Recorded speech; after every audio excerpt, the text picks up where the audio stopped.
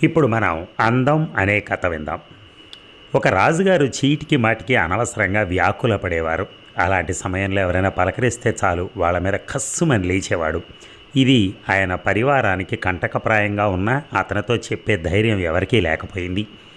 ఒకసారి దివాణానికి చిత్రకారుడైన పరదేశీ ఒకడొచ్చి ఈ పరిస్థితిని ఆకళింపు చేసుకుని, రాజా, తమరికి అభ్యంతరం లేకపోతే మీ చిత్రాలు 3 గీయాలనుంది అని అన్నాడు.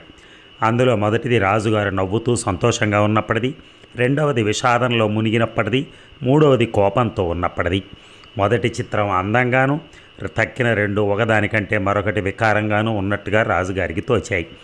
చిరునవ్వుకు మించిన అందమైన ఆభరణం లేదని, అనవసరమైన దుఃఖానికంటే అకారణమైనటువంటి క్రోధము ప్రమాదకరమైందని రాజుగారికి అర్థమైంది. అటు తర్వాత ఆయన వ్యాకుల పట్టం కానీ, అనవసరంగా ఎవరిని కోపగించుకోవడం కానీ జరగలేదు. ఈ కథను మనకి తాటిచెర్ల గురు రామప్రసాద్ గారు అందించారు.